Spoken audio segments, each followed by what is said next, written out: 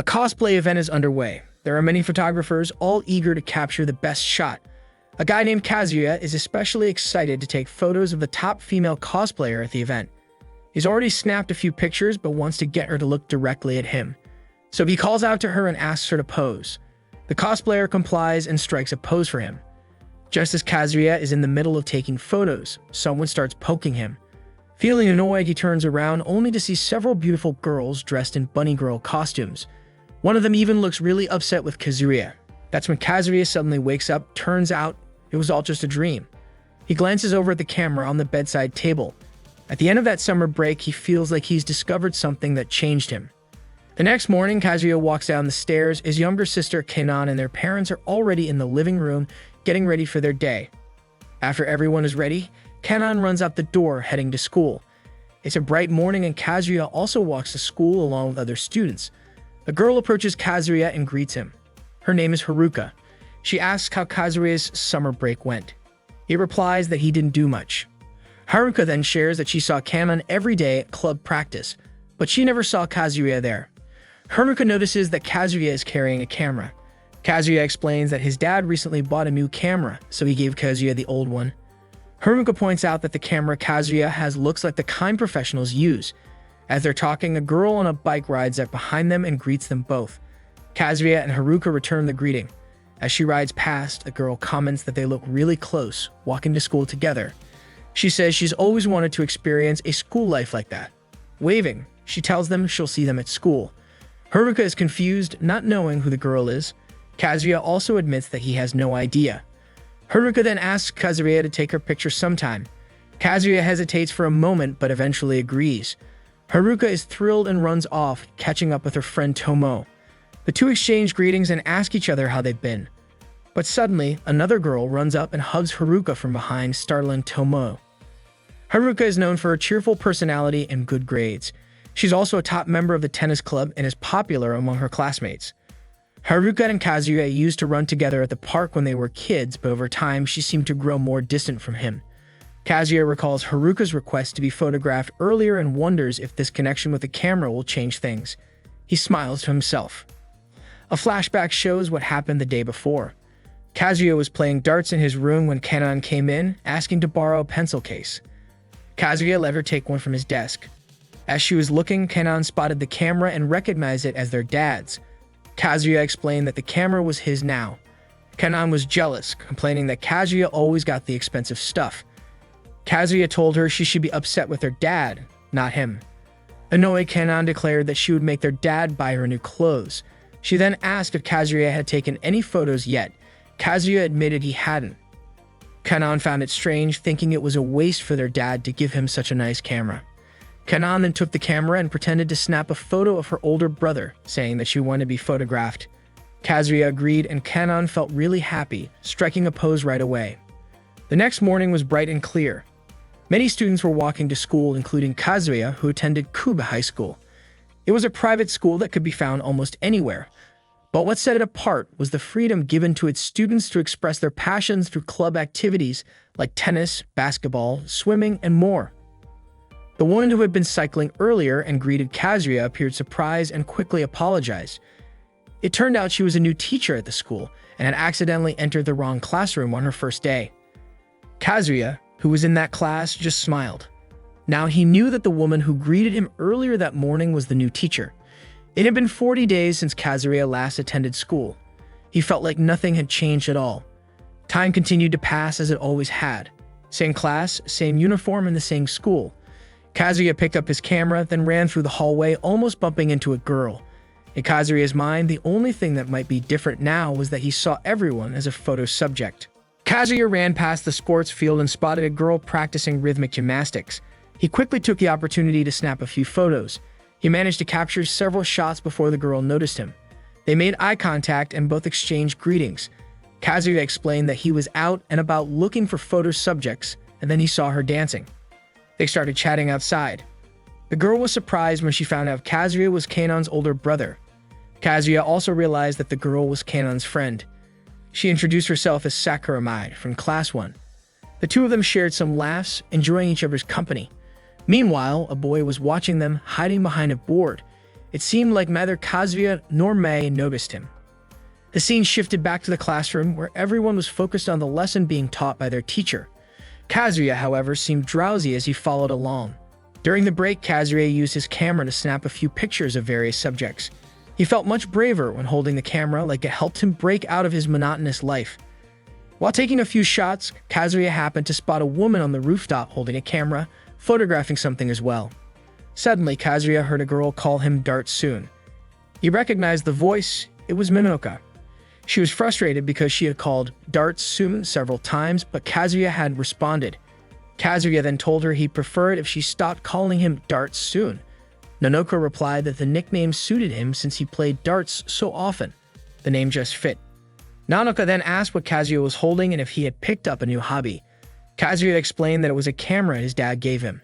Nanoka asked if Kazuya had taken a lot of pictures with it, and he said yes. Then Nanoka told Kazuya that it seemed like he had forgotten to photograph something important. Naturally, Kazuya was confused and asked what she meant. Nanoka teased him, saying, a healthy, kind, beautiful girl, shining in the prime of her youth, playing softball. Kazuya looked around, trying to find the person Nanoka was talking about. Seeing his reaction, Nanoka told him there was no need to be shy. He was allowed to take as many photos of her as he wanted.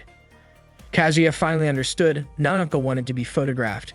She immediately brightened up, excited to be the subject of Kazuya's camera. He agreed, and Nanoka began posing with her softball moves for him to capture. However, in the end, she stuck out her tongue and made a silly face at the camera. Kazuya was startled, but that funny face was the shot he managed to capture.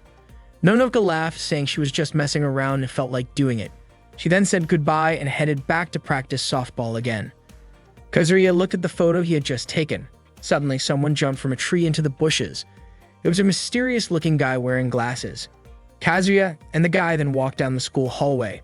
The guy said he admired Kazuya for getting people to ask him to take their pictures. He said Kazuya had a bright future with his camera. He also apologized for following Kazuya's every move that day. Kazuya responded that he hadn't noticed at all.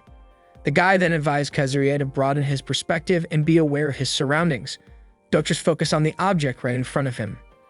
The guy finally introduced himself as Kuda Hiromichi from Class 3 and said he was the president of the photography club. Hiromichi then offered Kazuya a spot in the photography club, believing that Kazuya had great potential. Kazuya was surprised by this offer. Hiromichi encouraged Kazuya to think about how the daily routines at Kuba High School seemed to be stuck. The students worked hard on their club activities, rushing home afterward. Many lived similar lives day in and day out. But Hiromichi imagined how a strong gust of wind could blow through, bringing change and excitement. Hiromichi then invited Kazuya into the photography club room. Kazuya scanned the room from one side to the other. He wondered why there was a curtain dividing the space in two. Hiromichi told him not to worry about it. Other club members were there too. A boy named Nakagawa Ida from Class 2 introduced himself. He was a short guy with a special talent for taking low-angle shots. His nickname was Low Angle Nakagawa. Then another boy introduced himself as Azuma Takahashi from Class 2. Due to his height, he was skilled at taking photos from high angles. His nickname was Boo Blimps Azuma. Hiromichi explained that borderline eroticism is aesthetics. Borderline eroticism is art. Then, another member suddenly appeared mysteriously in the middle of the group. It was a girl named Cheetah from Class 1, and her nickname was Stealthy Cheetah. Kazuya introduced himself, and Hiromichi explained that Cheetah's specialty was stealth photography. It's about blending into the background and photographing an unsuspecting subject. Kazuya commented that it sounded a lot like sneak photography, but Hiromichi and the others quickly rejected that term. They clarified that they didn't hide their cameras in suitcases or plastic bags, and they only took pictures of people in public areas designated by the school. Plus, they always got the subject's consent before releasing the photos. Kazuya was still a bit unsure, but he began to understand more. Proudly, Hiromichi asked, "What do you think? Isn't everyone here amazing?" He invited Kazuya to become part of the club. Hiromichi also mentioned that he knew Kazuya was childhood friends with Mimi Haruka, who was a school idol. Plus, Kazuya was close friends with Masaki Nanoka, a star of the softball club, and Sakura Mae from the rhythmic gymnastics club. Kazuya hesitated. Hiromichi kept urging him, saying that the photography club was a lot of fun. Kazuya started to imagine all the girls at school he could photograph, but his fantasy was interrupted when a girl suddenly appeared from behind the curtain. She introduced herself as Kurabayashi Katsumi from Class 3, the president of the photo club. She told Hiromichi to stop teasing Kazuya. Of course, Kazuya was annoyed since Katsumi had barged into the club room without warning. Kazuya became even more confused. It turned out there were two clubs, the photography club and the photo club. Katsumi explained that she had spoken to the student council president to create the photo club because Hiromichi didn't want her in the photography club with him. That's why all the official school photos were taken by the photo club. Kazuya concluded that this meant the photo club was the official one. Hiromichi immediately protested, saying that photography wasn't about being official or not. He also argued that the photography club was a well-known, respectable group. Katsumi agreed, adding that the photo club didn't have enough members. One of their members, Ryu, was already in the volleyball club, so technically they weren't even an official club anymore. Ryu, who was standing next to Katsumi, mentioned that she could quit the volleyball club anytime, but Katsumi wouldn't let her. Katsumi then asked Kazuya if he wanted to join the photo club. That way, they would be one step closer to becoming an official club. Katsumi then talked about the beauty of nature, which would be a perfect subject for them to photograph together. Hearing this, Hiromichi protested, saying that there's nothing more beautiful than borderline eroticism. Katsumi wasn't backing down either and pointed out that all the members of the photo club were girls, meaning Kazuya would have a fun time with them. Hiromichi and Katsumi both exclaimed that they were pursuing true beauty. Kazuya became more confused as everyone awaited his answer. Kazuya started imagining, did he really want to take pictures of the beautiful girls at his school? Was that even allowed? Ryu then pulled Katsumi aside, saying that boys shouldn't be in the photo club. Katsumi argued that gender had nothing to do with someone's love for photography. Hiromichi continued to persuade Kazuya, saying that an artist must always express what's inside. Kazuya felt the pressure mounting as he tried to decide which club to choose. Deep down, Kazuya thought he didn't want to take weird photos, but he was still very confused. Finally, Kazuya said that he felt like joining the photography club. Hiromichi and Nakagawa were thrilled, welcoming him with open arms. Nakagawa said he was ready to teach Kazuya all about cameras and everything he needed to know. All the members of the photography club warmly accepted him. Katsumi respected Kazuya's decision. She mentioned that Kazuya had fallen for Hiromichi's persuasion, but she added that he shouldn't hesitate to say hi to her. Even though they were in different clubs, their love for photography was the same. Kazuya thanked her. Katsumi and Ryu then pulled the curtain and returned to their club room. Kazuya sat down thinking he might have just joined a crazy club. He started worrying, was he going to be okay? Later that afternoon, Kazuya was walking down the school hallway looking at the photos on his camera. By chance, he bumped into a girl walking down the stairs. Kazuya realized she was the girl he had seen earlier on the rooftop, taking pictures of the sky. The girl confirmed this and mentioned that she was a member of the photo club. Hearing that, Kazuya immediately knew this girl was Hikari. Surprised, Hikari turned and asked how Kazuya knew her name. Kazuya replied that it was a long story. Kazuya continued walking through the hallway when he noticed a girl slumped over a desk. He recognized her as Tomo, but what confused him was that she was sitting at Haruka's desk. Tomo slowly stood up and looked out the window with a weary expression. Kazuya was shocked to see that Tomo was crying. Still gazing outside, Tomo asked if Kazuya could keep a secret. She wanted him to promise not to tell anyone, especially Haruka, that she had been crying at Haruka's desk. Kazuya agreed, but his curiosity got the better of him and he asked why. That afternoon, Haruka was visible from the classroom window competing in a tennis match on the court below. Tomo then asked if Kazuya could keep it a secret if she told him why. With a determined look, Kazuya agreed. The morning at Kuba High School was bustling. All the students were busy with their own activities. Everyone seemed happy and energetic, except for Kazuya. That morning he yawned, feeling sleepy. Kazuya noticed something unusual. Tomoe, who normally used the front entrance, was taking a detour through the back door of the classroom, even though her seat was at the front. Kazuya remembered the promise he made to keep the secret that Tomoe had shared with him. The scene then shifted to the sports field, where Tomoe was. Meanwhile, Kazuya was in the classroom, changing into his gym clothes. Just then, Nanoka burst into the room, calling out Dartsum, but quickly covered her eyes when she realized Kazuya was in the middle of changing. Kazuya approached her after seeing what happened. Nanoka explained that she wanted to borrow Kazuya's English textbook. Normally, she borrowed from Haruka, whose notes were neat and easy to understand. However, Nanoka couldn't find her, so she decided to borrow Kazuya's book instead. Kazuya agreed and told Nanoka to grab the book from his locker. Nonoka went in and took the book, and Kazuya walked out of the classroom. In a hurry, Kazuya ran down the stairs. By accident, he bumped into Miroto and almost collided with her. Naturally, Miroto was annoyed, and Kazuya quickly apologized. Kazuya knew that the woman named Miroto was the president of the student council. Miroto scolded him for not following the school rule of walking on the right side of the hallway. Kazuya was confused. He didn't know such a rule existed. Miroto explained that the rule was stated in the first student handbook in the section on school life, which said, "No running in the hallways or on the stairs. Always stay on the right side." Miroto then suggested that Kazuya read the student handbook. Kazuya was impressed and asked if Miroto had memorized all the school rules. Miroto confirmed this, as she was the student council president after all. They then parted ways, each heading to their own destination. Kazuya muttered to himself, saying that Miroto was too strict. Near the shoe locker, Haruka was seen panting with a softball equipment bag by her side. Seeing this, Kazuya offered to help, but Haruka said she could carry it herself. Kazuya felt embarrassed when his stomach suddenly growled. Haruka grew concerned, but Kazuya reassured her that he was just hungry because he hadn't had breakfast yet. Smiling, Haruka asked if it was true that Kazuya had joined the photography club, mentioning that Kamen had told her about it. Kazuya confirmed it.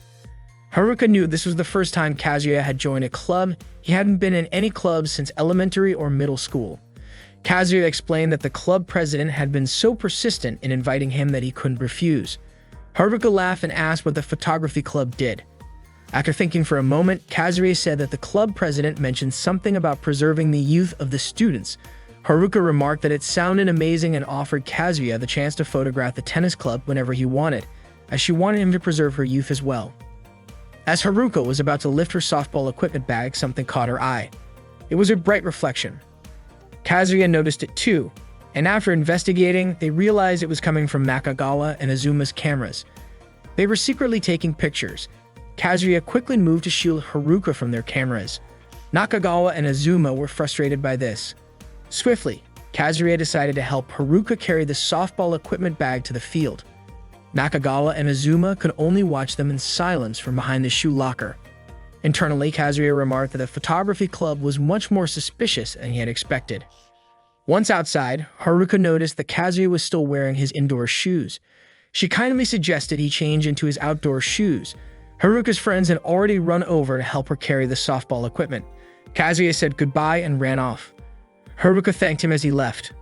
Kazuya couldn't focus during the soccer game because he was so hungry, which caused him to get hit in the face by the ball, leaving him with a bruised face. Unexpectedly, Kenan walked by, laughing at her older brother. Without even looking, Kazuya knew it was Kenan just from hearing the bell charm on her phone. Holding his stomach, Kazuya said he was so hungry that his stomach was growling. Feeling sorry for him, Kenan pulled out a pack of jelly for him to drink. Of course, Kazuya was thrilled and eagerly drank it. Kenan had originally brought it for herself to enjoy after her morning practice, but luckily for Kazuya, she hadn't gotten around to it yet. As Kazuya was enjoying the jelly, Miroto suddenly approached him. Startled, Kazuya almost choked. Miroto then recited the school rule that prohibits eating and drinking outside of break times and said it should only be done in the cafeteria. She told Kazuya to finish the jelly in the cafeteria and then walked off. Kenan was impressed by how strict Miroto was when it came to enforcing school rules. Kazuya glanced at the bell charm Kenan had, admiring the fact that she still carried it around. Kenan explained that of course she kept it because it was a gift from her older brother when she was very little. It was incredibly valuable to her. After school, Kazuya took pictures of Mai as she practiced rhythmic gymnastics. Mai noticed him and asked him to talk outside. She informed Kazuya that members of the photography club were banned from the gym during the rhythmic gymnastics practice. Surprised, Kazuya asked why. Mai explained that some of the photography club members kept taking pictures of them from embarrassing angles. Kazuya immediately thought of Nakagawa and Azuma doing that. He assured Mai that he wasn't involved in any of that. Mai was relieved, saying she trusted that Kazuya wouldn't take photos like that. Kazuya felt a bit frustrated since he had just started learning photography, but now he had to deal with these restrictions. Mai said she would speak to the club president and request special permission for Kazuya to enter. Kazuya was both shocked and happy to hear this. Mai hurried off to talk to the club president right away. As soon as Mai went back into the room, Nakagawa suddenly appeared from behind a board saying Kazuya did a great job. Nakagawa had been hiding there the whole time. He mentioned that so far, Mai and Kano were the two most popular girls. Nakagawa congratulated Kazuya for getting special permission to bypass the ban. Kazuya asked who Mae Kano was, figuring that Mae referred to Sakura Mai, but who was Kano? Nakagawa answered that it was, of course, Meta Kanon. Hearing this, Kazuya was so shocked he nearly choked. Nakagawa was confused by Kazuya's reaction, so Kazuya explained that Kanon was his younger sister. Naturally, Nakagawa was stunned. He then jokingly imagined what it would be like to marry Kanon, realizing that in such a case, he would have to call Kazuya Onisama Big Brother. Kazuya was horrified and immediately protested. Kazuya felt like a lot had changed since he started photography. It wasn't just because of the camera, but more because he had become more proactive in approaching people to take pictures of them. It felt like a completely different world. At dusk, Kazuya was walking and happened to see Hikari taking pictures of the shoe lockers. Kazuya greeted her. Hikari kept snapping photos toward the light source behind the door. Kazuya then asked if the photos she just took used the backlight technique. Hikari confirmed it. Kazuya mentioned that he couldn't get good shots using that technique. Everything he took turned out too dark. He asked if there was a trick to it. Hikari explained that there wasn't anything wrong with dark photos as long as the atmosphere was captured. She also suggested that Kazuya try using exposure compensation. Hearing this, Kazuya gained a better understanding. Kazuya said goodbye as he received a message on his phone from Hiromichi. The message said that after school tomorrow, all photography club members were encouraged to gather in the club room for an emergency meeting. Kazuya had a bad feeling about it. The next morning arrived and Kazuya couldn't sleep all night because he was worried about the meeting. He was anxious about what they might say to him. While walking to class, Kazuya accidentally ran into Haruka, who was still wearing her swimsuit and holding a towel. She explained that she had forgotten her headband and came back to get it. Knowing this, Kazuya wanted to leave quickly, but Haruka stopped him. She said she could be a model for Kazuya. Kazuya looked puzzled and asked if Haruka wanted to be photographed in her swimsuit. Haruka confirmed this, reasoning that graver idols often wear swimsuits during photo shoots. Kazuya hesitated. Haruka admitted feeling a little shy but promised to do her best because she wanted to help Kazuya. Kazuya then asked why Haruka was going to such lengths for him. Haruka said that she wanted to spend more time with Kazuya like they used to. She wanted him to notice her. The photo session took place at a pool. Haruka posed in various ways for the photos. Kazuya, while taking the pictures, was amazed by how good they turned out. Haruka seemed nervous and shy, but she pushed through. Eventually, Kazuya felt they had taken enough photos. Haruka asked Kazuya not to show the pictures to anyone, as she had done it all just for him. Kazuya agreed. Haruka said goodbye and ran off, leaving Kazuya behind as he continued to look at the photos. Outside, Yoshida smiled as if she knew everything that had just happened. The scene then shifted to the classroom, where Haruka stood reading a literary piece aloud. Kazuya watched her and smiled, remembering the previous day when Tomo shared a secret with him. Tomo had confessed that she wanted to be like Haruka, beautiful, kind, skilled at tennis, smart, and admired by many. Tomo believed that if she sat in Haruka's seat and saw the world from her perspective, she would change. However, it didn't work at all. Tomo grew so jealous that she suddenly began to cry. Haruka had always been kind to her, which made Tomo feel cruel. Hearing this, Kazuya lowered his head in silence, understanding how Tomo felt. Suddenly, the teacher hit Kazuya's head with a book, snapping him out of his daydream. After school, as planned, the photography club held a meeting. Hiromichi led the meeting and all club members were present: Nakagawa, Azuma, Uchida, and Kazuya. The topic of discussion was the Miss Photogenic contest. Everyone seemed excited, except for Kazuya, who looked confused. Before the meeting officially started, Hiromichi instructed Uchida to check if anyone was in the photo club room. Uchida checked, and luckily, no one was there. Nakagawa then explained that Miss Photogenic was a tradition in the photography club, where they would decide who looked the most beautiful in photos and showcase their findings at the annual school festival. Hearing this, Kazuya felt sorry for them. Hiromichi then announced that this year's Miss Photogenic was Haruka. Kazuya was immediately shocked. Hiromichi said he had chosen her after careful consideration, calling her the true heroine. All the club members seemed to agree, except Kazuya, who didn't know what to do. Reluctantly, he accepted the decision. The next morning arrived. Kazuya's teacher complained because the classroom trash hadn't been taken out. Since it was Kazuya's turn to do it the day before, he took the trash out. After he finished putting it in its place, Kazuya thought this was an unusual opportunity to be allowed outside while class was still going on. so he decided to have a little fun before heading back to class. As Kazuya walked along the school wall, he noticed someone climbing it. Quickly, he grabbed his camera to snap some pictures. The climber turned out to be Miroto, the student council president. She panicked and told Kazuya to stop taking pictures. Then, out of nowhere, Miroto lost her balance and fell, accidentally landing on Kazuya. Both of them were startled. Luckily, neither of them was seriously hurt. While dusting off her legs, Miroto glared at Kazuya, telling him he better not have taken any pictures of her skirt. Kazuya assured her that he would never do such a thing. Kazuya then asked why Miroto was climbing the wall to get into the school. She looked nervous and unsure of how to answer.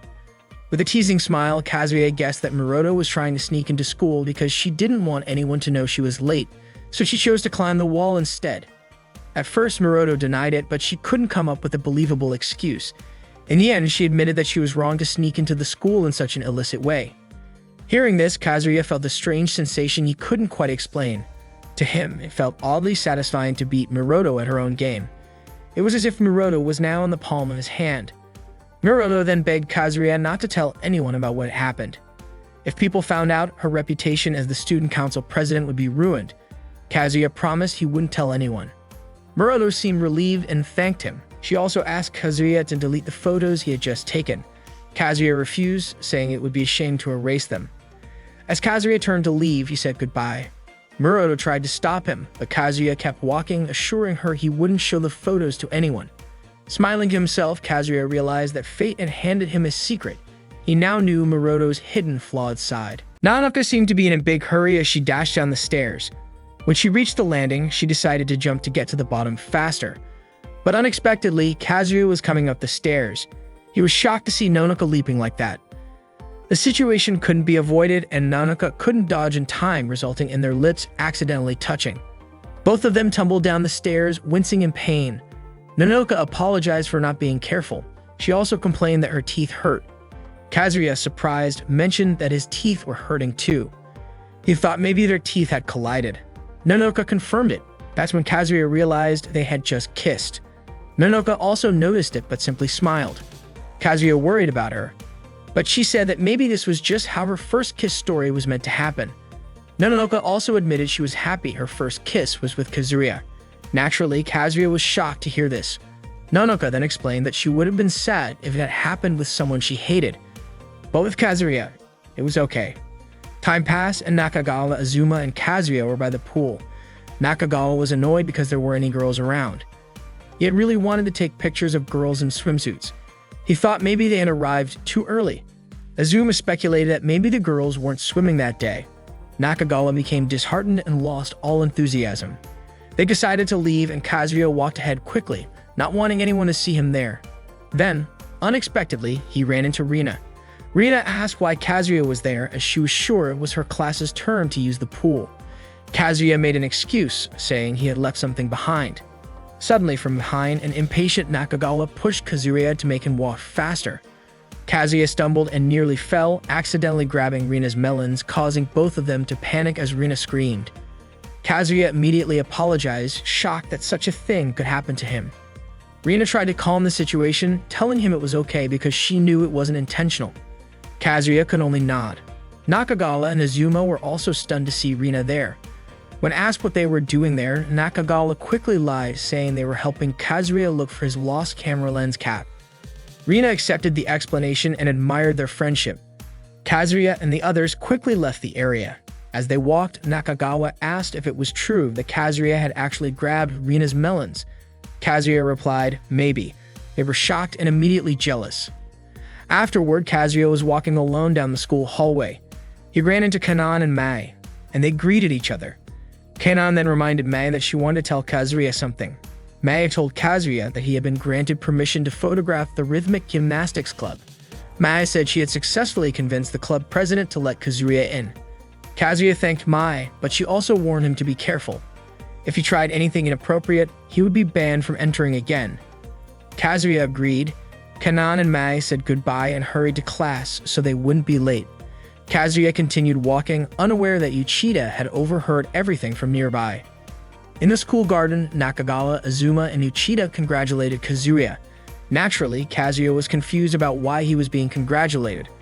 Nakagawa explained that they had received intel from a spy that Kazuya had gotten permission to photograph the Rhythmic Gymnastics Club. Kazuya was shocked, wondering how they could know about that. Nakagawa then pulled out 2 magazines as a reference for Kazuya. When Kazuya saw the covers, he thought they were adult magazines. Nakagawa denied it, saying they were just cosplay magazines. The models were intentionally photographed that way. Nakagawa went on, suggesting that Kazuya should learn what makes a good photo by reading those magazines. That was the least Nakagawa and the others could do for him. They were eagerly awaiting Kazuya's sexy shots of Mai. Hesitantly, Kazuya held the 2 magazines, but Nakagawa, Azuma, and Uchida were already walking away. Reluctantly, Kazuya accepted them. Later that night, Kazuya was in his room flipping through the magazines. He wanted to have some photos he could be proud of for their photography exhibition. Determined, Kazuya made up his mind to take more pictures to achieve that goal. The next day, Miroto was practicing diving at the school pool. She didn't realize Kazuya was nearby. Miroto scolded Kazuya for being at the pool while the girls were having their swim class. Kazuya defended himself, saying it was already lunchtime. Miroto hadn't realized she had been there for too long. Kazuya then complimented Miroto's diving, saying she moved like a professional diver. Miroto revealed that she had been a competitive diver at the school, part of the swim club, until last year. She had to quit because her duties as student council president became too overwhelming. Kazuya thought it was a shame, but Miroto said it was fine since there were far better divers in Japan and she wasn't that great. Kazuya expressed regret that he hadn't been able to photograph Miroto during her competitions. To him, her dives were impressive. Kazuya's gaze moved from her feet to her head, making Miroto embarrassed, and she covered her body with her hands. Kazuya quickly apologized. He remarked that Miroto, who was usually strict about enforcing school rules, seemed so different now. Then Kazuya asked if he could take a picture of Miroto in her swimsuit. Naturally, Miroto was shocked and refused, feeling embarrassed. But then Kazuya shouted illicit entry. Miroto panicked, thinking Kazuya was blackmailing her. She nervously asked what would happen if she refused. Kazuya didn't respond. Miroto continued, asking if Kazuya would make a poster out of the photo and stick it outside the staff room or email it to all the students. Kazuya actually said that sounded like a good idea. Miroto became even more annoyed, thinking Kazuya should have already come up with that plan himself. Kazuya repeated that he wanted to take Miroto's picture. Reluctantly, Miroto agreed. She asked what kind of pose Kazuya wanted. After thinking for a moment, Kazuya said, if possible, he'd like a sexy pose. Miroto was, of course, shocked and angrily protested, but feeling like she had no choice, she went along with it. Kazuya started taking pictures of Miroto with his camera. Miroto posed the best she could, though she was clearly feeling embarrassed. As she posed, Miroto told Kazuya to hurry up and take the photos. She didn't want to stay in those poses for too long. Pose after pose, Miroto continued while Kazuya commented that maybe things would be better if Miroto weren't so strict. Miroto retorted that cameras don't capture words, all while still urging Kazuya to finish quickly. Kazuya managed to take plenty of shots of Miroto in various poses. At one point, they locked eyes for a moment before suddenly, Hiromichi showed up, clapping his hands in admiration for Kazuya. Hiromichi also remarked that he never expected Miroto to have such a daring side, considering her usually strict and disciplined personality. Miroto tried to excuse herself, saying there was a reason for everything before running off and telling Kazuya not to show those photos to anyone. Kazuya agreed. Hiromichi again expressed his admiration for Kazuya, surprised that Kazuya could get Miroto to follow his directions. Kazuya just said that it was a long story. Hiromichi could tell Kazuya was hiding something and mentioned that maybe Kazuya's enthusiasm had reminded Miroto how she used to be. Hiromichi shared that Miroto was burdened by all her parents' expectations. Kazuya remained silent, listening to Hiromichi's story. The scene then shifted to inside the school, where Kazuya was walking with Haruka. Haruka was impressed, noticing that Kazuya was reading a photography book. She thought that Kazuya was really serious about photography now. Kazuya said that photography had become something he really enjoyed. Haruka's friend called for her, so she rushed off but told Kazuya to let her know if he ever wanted her to model for him again. Kazuya agreed and thanked her. At the end of the school hallway, Nakagawa and Azuma were seen mopping the floor until it was sparkling clean. After finishing, they walked past Kazuya and mentioned that tomorrow they would start Operation Mimi Haruka. This surprised and panicked Kazuya, who immediately started thinking of a way to stop it. That night, Kazuya was in his room, scribbling in his notebook. trying to figure out how to prevent Operation Mimi Haruka. He thought about it late into the night until he finally fell asleep. The next morning, Kazuya walked to school, yawning the whole way. He regretted falling asleep before figuring anything out, but remained determined to stop Operation Mimi Haruka. Near the river, Kazuya spotted Hikari taking pictures of the lake's scenery. When asked, Hikari explained that she was photographing the water's surface and told Kazuya not to mind her. She said this was the perfect time to capture the sparkle of the water's reflection in the morning sunlight. Kazuya continued walking and told Hikari to show him her photos sometime. The scene then shifted to the classroom where Rina was struggling to reach something from the top of a cabinet. She asked anyone nearby for help.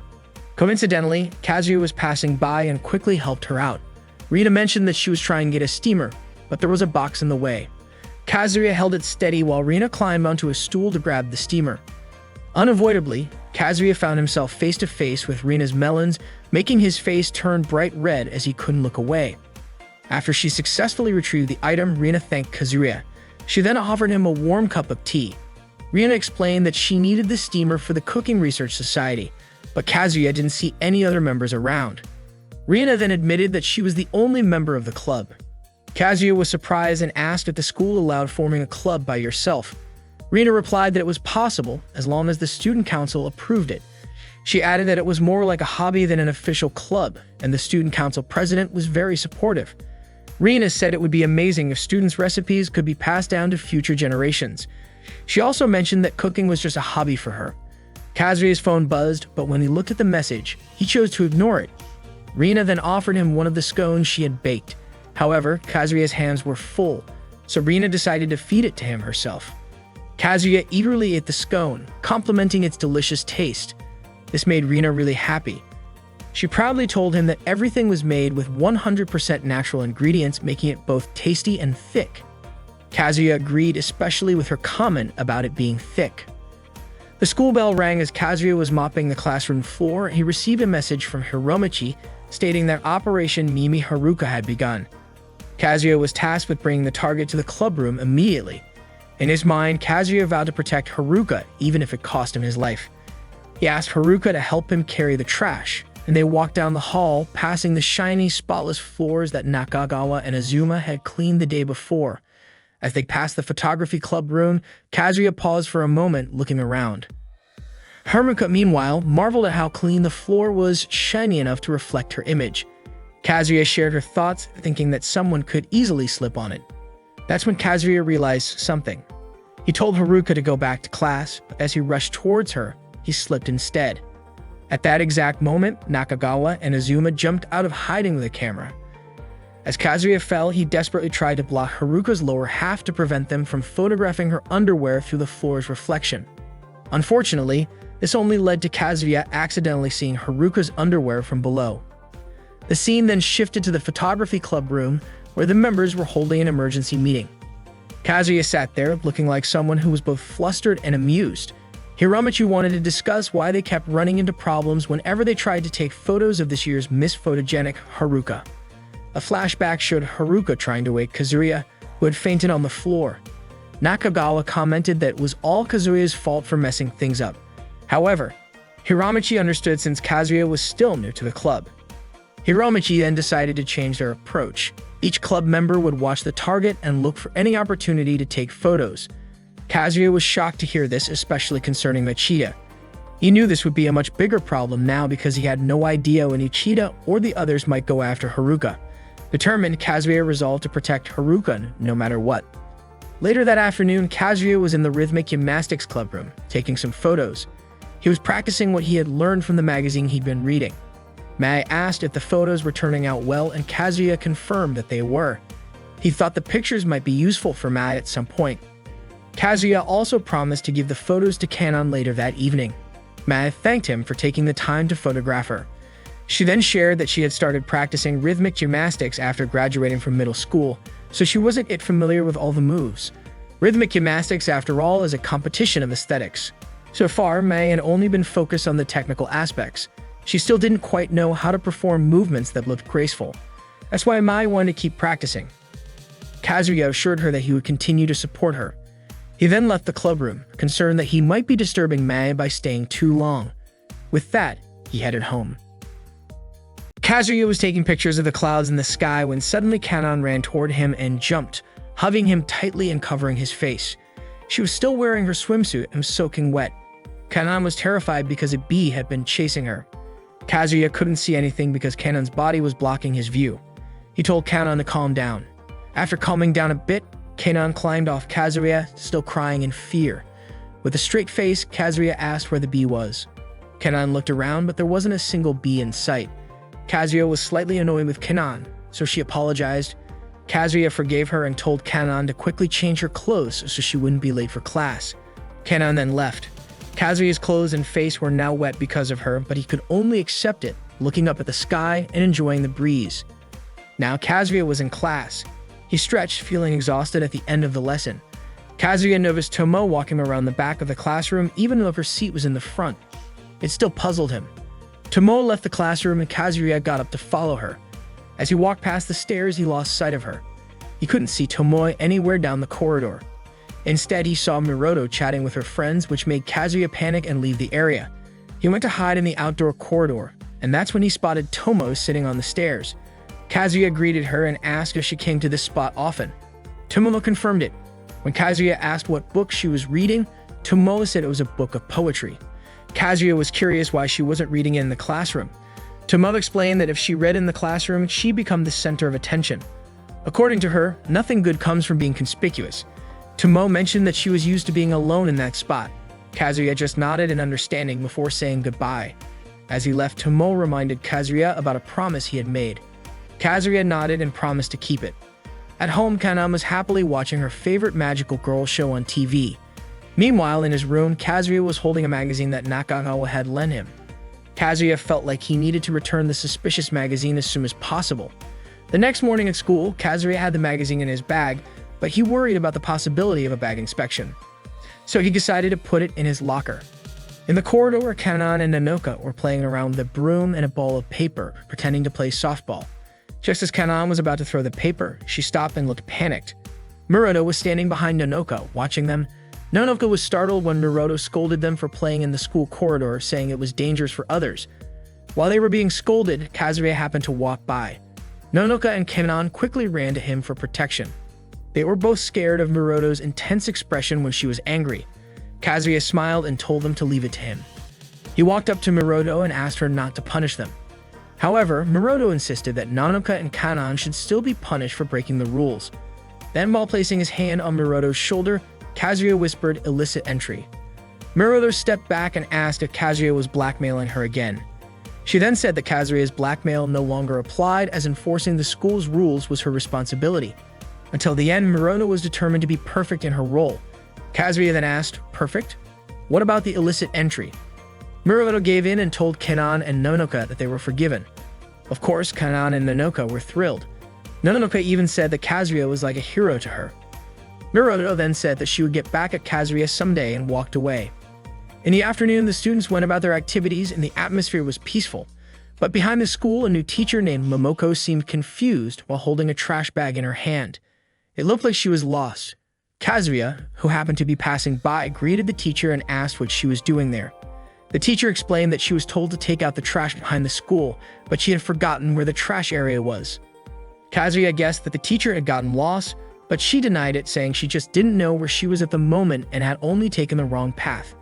In his mind, Kazuya thought that's exactly what being lost meant. Kazuya then helped the teacher by carrying the trash bag for her. As they walked together, the teacher commented, "Co-ed schools sure are nice." Kazuya asked if she had gone to an all-girls school before.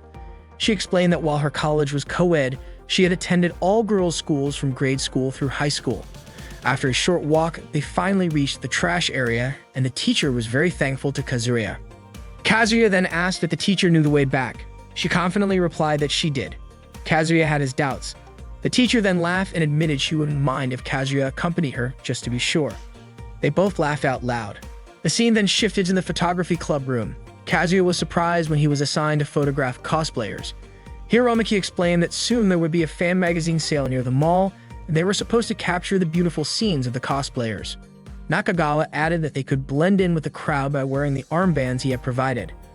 After the meeting, they all left the club room together. Nakagawa whispered to Kazuya, reminding him to return the magazine he had borrowed. Kazuya nodded, saying he'd already planned to return it that day. Later that afternoon, Kazuya was trying to retrieve the magazine from his locker, but it got stuck. He struggled to pull it out when suddenly, Haruka greeted him. Startled, Kazuya quickly closed his locker and turned around. Haruka noticed his suspicious behavior and asked if there was something in his shoe locker. Kazuya denied it, saying there was nothing there. Haruka then bent down to put on her shoes, and that's when Kazuya caught a glimpse of her cleavage. He thought for a moment that it was an opportunity to take a photo. Then he realized that in such a situation, it was possible that one of the photography club members might be there to photograph Haruka. Kazuya became suspicious that Uchida might be hiding behind the lockers. He then decided to protect Haruka and invited her to walk home with him. Haruka looked very happy with the invitation. Kazuya was also surprised when Haruka suddenly took his hand and pulled him to walk together. After they left, it turned out Kazuya was right. Uchida had been there, holding a camera. But Uchida thought Kazuya knew about his presence and had blocked him from photographing Haruka. On their way home, Kazuya was at a loss for words, unsure of what to talk about with Haruka. He awkwardly asked whether she preferred tea or coffee. Immediately regretting it, Kazuya felt like he had asked something random. Haruka smiled and answered that she liked tea more because coffee kept her awake at night. She laughed, saying it made her feel like a little kid. Kazuya apologized for asking such a weird question. Haruka reassured him that it was fine, and in fact, questions like that reminded her of their childhood, when they used to walk home together to pick up Kanan from school since they lived nearby. Haruka then shared that Kanan played tennis better than she did today. She was sure that one day Kanan would surpass her, but Kazuya doubted that. In his eyes, Haruka had always been great at sports, even since they were kids. She was even better than most boys her age back then. Haruka stopped walking and said she was happy that Kazuya became a photographer. She thought that Kazuya seemed more lively since joining the photography club, just like when he was into soccer. Kazuya agreed, but admitted he still wasn't so sure. He had just started and there was a chance he might give up halfway, just like with other things before. But for him, the gestures of a photo subject through the viewfinder, the radiance and expressions that only exist in that fleeting moment he captures, just thinking about it made his heart race. Then there's the excitement of getting a great shot, the frustration when a shot isn't as good, things that could be put into words. Kazuya was determined to get better at it. Haruka began to understand his passion. The next day, under the stairs, Kanan asked Kazuya to check something on her thigh. She lifted her skirt even higher, which immediately caused Kazuya to stop her, worried her underwear might show. Kanan said she couldn't see it herself, so she wanted Kazuya to take a picture and show her. Kazuya did as she asked. Kanan finally believed there was nothing wrong with her thigh after seeing the picture, though she still complained about feeling some pain. She had fallen on her butt during PE class. Kanan then began browsing other photos on Kazuya's camera and accidentally came across a picture of Maroto in a swimsuit. Kazuya panicked and tried to grab the camera back, but Kanan managed to dodge him. She got annoyed, suspecting that Kazuya and Maroto had a special relationship, which was why Maroto allowed Kazuya to take that photo. Kazuya quickly denied it. Kanan seemed jealous, feeling like her brother was cheating on her even though he already had her. Students passing by grew suspicious as they heard the two arguing under the stairs. In the end, Kazuya got his camera back and was relieved he hadn't lent it to Hiromichi yet. After that incident, Kazuya felt the need to quickly transfer the photos to his computer. While walking through the corridor, Kazuya saw Haruka ahead of him with Nakagawa already set up to take her picture. Kazuya called out to Haruka and started chatting with her, which annoyed Nakagawa. Similarly, when Haruka was playing tennis, Kazuya blocked Izuma's attempt to sneak a shot of Haruka's underwear. He kept protecting Haruka from the cameras pointed at her. The scene then shifted to the library, where Maroto was visibly annoyed because Kazuya had asked her to do his homework.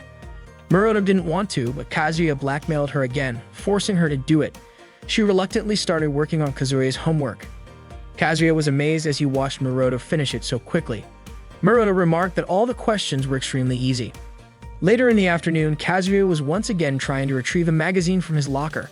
He was startled, accidentally throwing the magazine into the air when someone surprised him from behind. Kazuya panicked. The person who startled him turned out to be Mai. She apologized and walked over to pick up the magazine from the floor. Kazuya couldn't do anything. Mai eventually realized it was an inappropriate magazine. Kazuya quickly tried to explain that it wasn't what she thought. He insisted that the magazine wasn't his. Mai smirked slyly, clearly not believing him. Kazuya further claimed that the members of the photography club had forced him to read it. He kept trying to convince Mai, but she still didn't believe him and threatened to report it to the club president. Kazuya stopped her, saying that if the club president found out, he wouldn't be allowed to enter the rhythmic gymnastics club room anymore. Mai said that it was Kazuya's fault and that she was disappointed in him. Kazuya quickly responded, saying he'd do anything for Mai. Unexpectedly, Mai turned around with a big smile. She thought for a moment and then agreed. Mai promised to keep the secret as long as Kazuya would do anything for her. She also said that if Kazuya didn't come to her practice, she'd feel lonely. Kazuya was relieved and let out a deep breath. Then Mai said she would keep the magazine. Of course, Kazuya was shocked. Seeing his reaction, Mai asked if Kazuya wanted to keep it. Awkwardly, Kazuya denied it. Mai laughed and walked away. Deep down, Kazuya felt unlucky because now Mai had something to blackmail him with. He started thinking that it might be karma for blackmailing Muroto earlier. Later that night, Kazuya was going through his photos on his computer. He realized that he had taken too many close-up shots. He should have used different styles of photography. Kazuya felt like he needed to learn a lot more. The next day, cosplayers were posing at an event. Many photographers were there to capture the scene. Kazuya and the other photography club members were already on location as well. They agreed to split up and try to get their best shots individually. However, Kazuya felt pessimistic, thinking he couldn't do his best. Then, Hiramaki approached him and offered to show him how it's done. Hiramaki started photographing the #1 cosplayer, Alice, in various poses.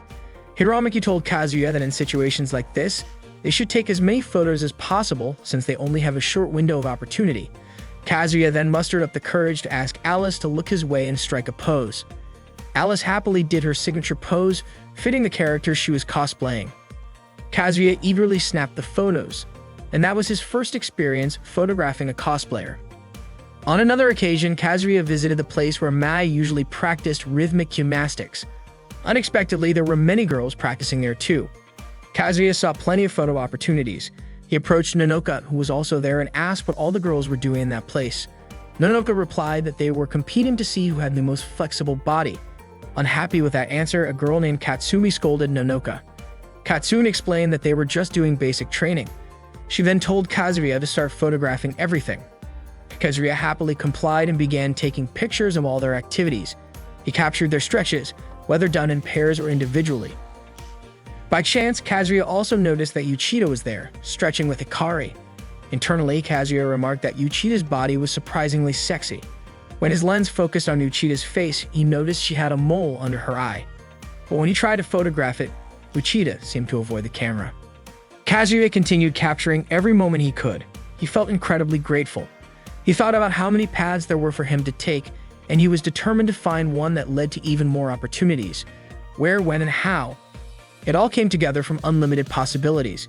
You wouldn't find them unless you tried. Yes, the possibilities were endless. Kazuya felt that his encounter with the camera had changed him. It made him interact more with others and become closer to them. Haruka was in class, reading a book aloud. The teacher and her classmates listened intently to her reading. The teacher complimented her, saying that she had read well, and now it was Kazuya's turn. However, Kazuya was daydreaming and appeared zoned out when the teacher called on him. The teacher then told Kazuya to stop glancing at Haruka all the time and focus on the lesson. Panicked, Kazuya quickly searched for the right page in the book that he was supposed to read. Haruka, noticing Kazuya had been staring at her, blushed slightly in embarrassment. The next day, Kazuya saw Haruka sitting in the school hallway. Concerned, he approached her. Haruka told him that she was feeling a little dizzy. This immediately reminded Kazuya of a similar incident from their childhood when they were playing soccer at the park. Haruka had also been sitting down, clutching her chest in pain. Haruka, who appeared to be in discomfort, mentioned that this sometimes happens to her, possibly because of anemia. She felt that if she stayed in that position, she would eventually feel better. However, Kazuya suggested that she lie down in the infirmary. He offered to take her there and even offered to carry her. He squatted down and invited her to climb onto his back. Haruka smiled, her face flushing as Kazuya began walking while carrying her. They eventually arrived at the infirmary, where Haruka lay down on the bed while Kazuya sat in a chair beside her. Kazuya reminded her that she didn't need to attend practice that day and he would inform Kanon. Although Haruka wanted practice, Kazuya insisted that she rest for now. He even promised to pick her up later when it was time to go home. Hearing this, Haruka agreed and closed her eyes to rest. Kazuya got up from his chair and was about to close the curtains when, from a distance, he noticed Azuma holding a camera. Kazuya knew Azuma was planning to take a picture of Haruka. He couldn't believe Azuma wanted to photograph a girl who wasn't feeling well. Using hand signals, Kazuya told Azuma to leave and Azuma walked away. Suddenly, Haruka said she wouldn't mind if Kazuya took a picture of her while she was asleep. Still worried, Kazuya told Haruka that it was better for her to just rest for now and that he wouldn't feel right photographing her while she was sleeping. Haruka nodded and closed her eyes again. Kazuya was reminded of that time when they were playing soccer. When he kicked the ball toward her, Haruka suddenly curled up in pain, clutching her chest. Worried, Kazuya ran over to help her stand up, but he accidentally touched her chest, causing him to jump back in shock. It was at that moment that Kazuya realized Haruka was a girl. Back to the present, it was already night and Haruka and Kazuya were walking down the street together. Haruka thanked him for staying with her all day. She once again offered to let him take her picture if he wanted to, saying she would be happy to do it. The two then parted ways, with Haruka running toward her house and Kazuya walking in the opposite direction. Deep down, Kazuya was happy to see Haruka like that, but he wasn't entirely sure how he felt. The next day, three girls were talking about Kazuya and Haruka's relationship. They often saw the two of them together, but in their opinion, Haruka and Kazuya weren't a good match. One of the girls even wondered how Haruka and Kazuya could have been childhood friends. She thought maybe Kazuya was handsome when he was younger. Another girl chimed in, saying Haruka deserved someone better than Kazuya. Kazuya happened to overhear their conversation, and he was shocked by what they were saying. The girls laughed, thinking it was funny. Kazuya walked away feeling disheartened and unexpectedly. The cheetah was also there and saw the whole thing. Kazuya stood alone on the rooftop, deep in thought. Nakagawa and Azuma noticed Kazuya's sudden cold demeanor and found it strange. Kazuya walked down the school hallway alone. In his mind, he remembered a similar situation happening back in middle school. A rumor had spread just like now. Kazuya knew this could happen again. Many people teased him, saying he wasn't good enough for Haruka. Meanwhile, in a quiet corner of the school, Haruka was with a boy.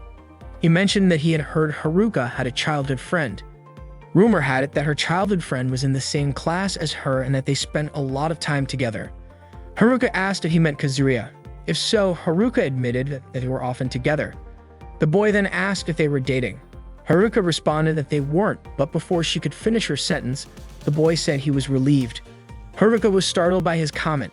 The boy then suggested that Haruka forget about Kazuya and date him instead. Kazuya happened to be nearby and overheard everything, leaving him stunned. The boy went on to say that he was the star player of the school's soccer club and that Haruka was the standout player of the tennis club. He thought they would be a perfect match. Haruka just stared at him blankly. When he asked if Haruka liked him, she said it wasn't about liking or not. Haruka wanted to continue, but seeing her hesitation, the boy interrupted and said she didn't need to answer right away, giving her time to think. He then walked away. Haruka wanted to say more to him, so she chased after him. But as she ran, she accidentally bumped into Kazuya, who had been standing silently behind a wall the whole time. Haruka quickly explained that there was nothing going on between her and the boy. They had just been talking for a moment. She also clarified that the boy wasn't her friend. But Kazuya responded that there was nothing wrong with it.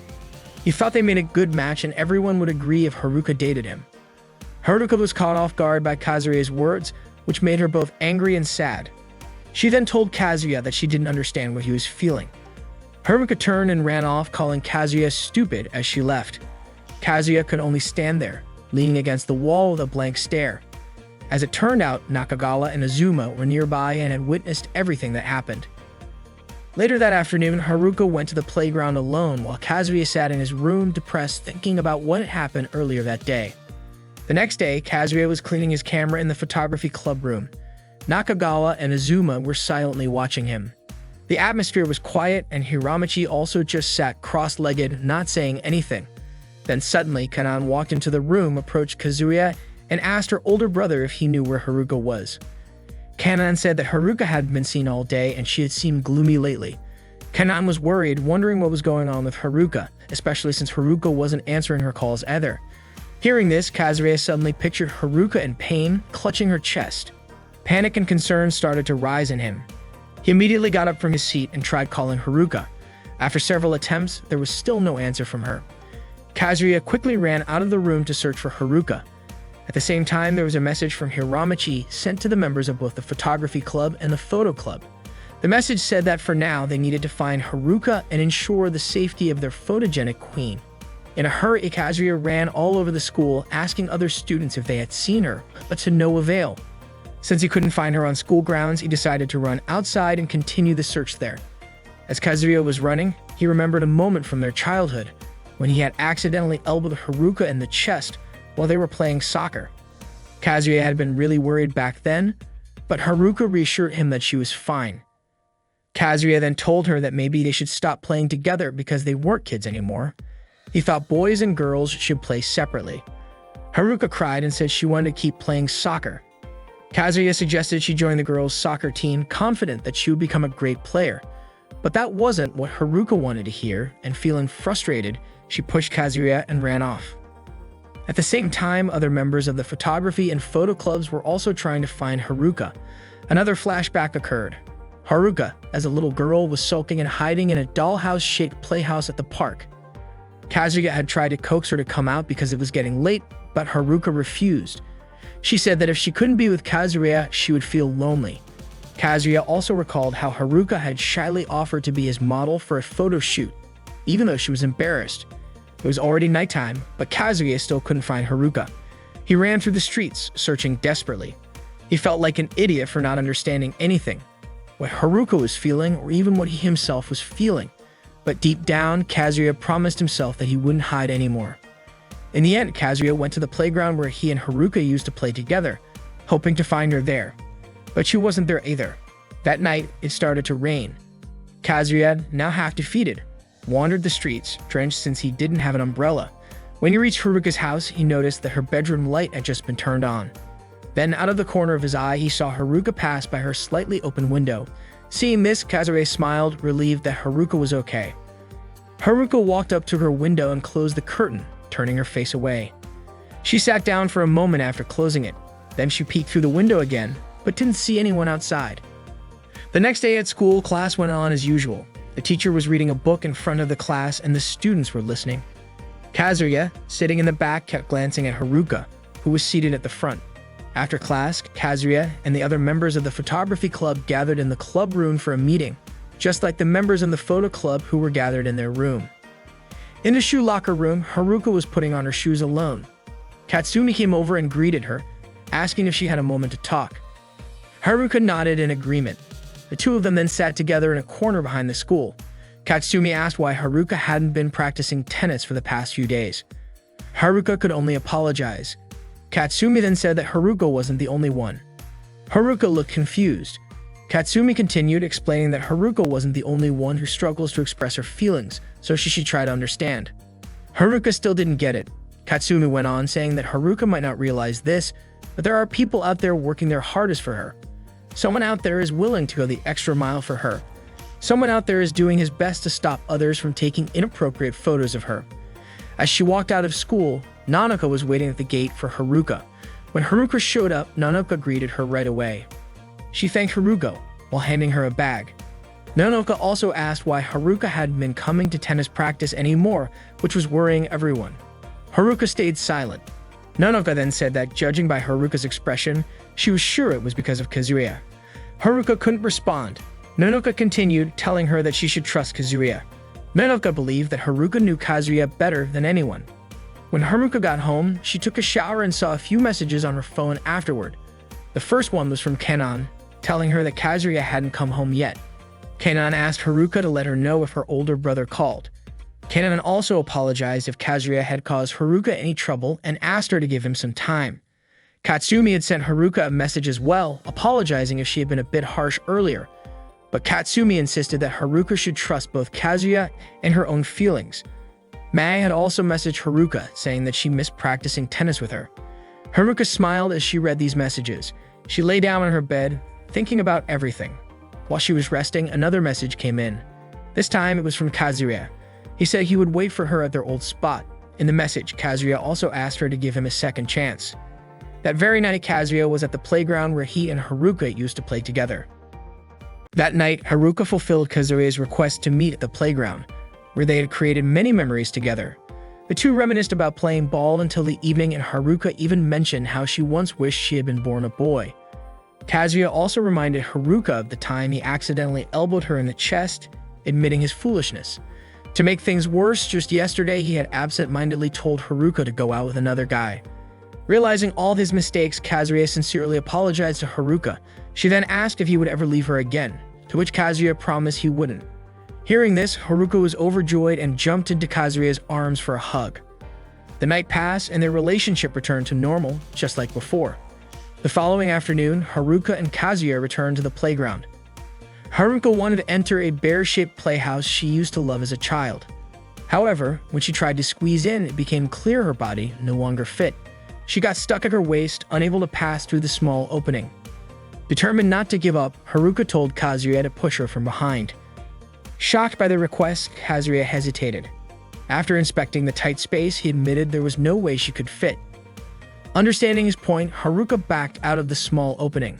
Once free, Haruka stood up and smiled. Kazuya didn't want to miss the moment, so he snapped a picture of her. Haruka commented on how Kazuya had really grown to love photography.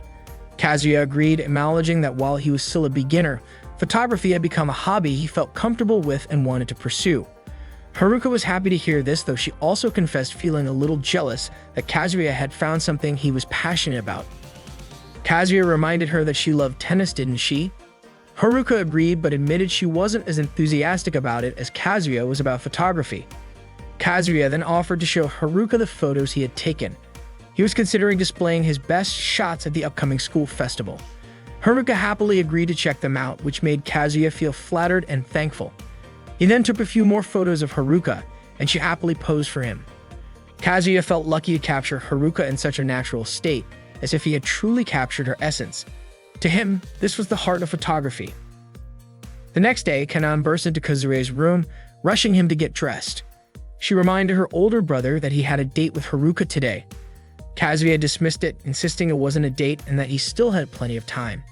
Kanan scolded him, saying that being late for a date was practically a crime. She also told him about a fortune she heard today, which said, "You'll be luckier if you give yourself enough time." Kanan urged Kazuya to hurry, adding that the fortune also warned about troublesome friends. Time passed and Haruka was already waiting at the agreed spot. Kazuya arrived slightly late, but Haruka forgave him, admitting she had arrived too early anyway. She confessed her heart was racing in anticipation of the day. Seeing how beautiful Haruka looked in her casual outfit, Kazuya asked if he could take a picture of her, and she agreed. Soon after, Nakagawa and Azuma were out for a stroll, enjoying the bright, sunny weather. They were thrilled because it was the perfect day for both high-angle and low-angle photography. When they spotted Kazuya photographing Haruka, they couldn't help but feel envious. Nakagawa asked if he could take some photos of Haruka as well. Excited, they both ran toward Kazuya and Haruka. Kazuya quickly moved to protect Haruka, thinking this might be the troublesome friends the fortune had warned him about. As they ran closer, Uchida suddenly appeared in front of them, merely smiling. Nakagawa and Azuma pleaded to be allowed to photograph Haruka, but when they opened their eyes, they realized Kazuya, Haruka, and Uchida had already disappeared. The scene then shifts to a beautiful beach. Haruka looks very cheerful, standing on the beach in her pink swimsuit. Covering her chest with her hands, Haruka says not to keep staring at her because she feels embarrassed. Kazuya, who is already ready with his camera in hand, apologizes. He also feels really happy to be at the beach with Haruka. Haruka agrees and says that she is also glad to be here with Kazuya. The two of them then run off to enjoy the ocean together, jumping around in excitement, splashing water at each other, and of course, Kazuya keeps taking pictures of Haruka in her swimsuit. Haruka strikes several cute poses, and Kazuya manages to capture them perfectly. Naturally, Kazuya is thrilled to get so many great shots of Haruka on the beach. After taking photos, Haruka starts juggling a ball. She then offers Kazuya to play ball with her. Kazuya is a bit startled by the ball. Haruka then challenges Kazuya, saying that whoever loses has to buy ice cream. Haruka dribbles the ball toward Kazuya. Kazuya is ready to block her and stop the ball. However, he loses focus, his eyes drawn toward Haruka's chest. Kazuya is reminded of a traumatic memory from when he accidentally hurt Haruka with his elbow. Haruka easily gets past Kazuya without any resistance. Of course, Haruka is happy to have defeated Kazuya and immediately demands ice cream. But Kazuya just stands there frozen. He then says he can't play ball anymore. Haruka feels sad and confused, asking why. Kazuya simply responds, "You should know." Annoyed, Haruka grabs Kazuya's hand and drags him to a quieter spot. Haruka then asks if Kazuya is still worried about what happened when they were kids. Kazuya shakes his head, saying he just couldn't move. According to him, they're not kids anymore and can't touch Haruka so casually. Hearing that, Haruka leans against Kazuya, which naturally shocks him. Haruka then says that she can touch him like this, so why does Kazuya think she's too precious? Kazuya lifts his head, unsure of what to say. Haruka then turns around and tells Kazuya to touch her chest. Haruka says she won't get mad. In fact, she wants him to touch her.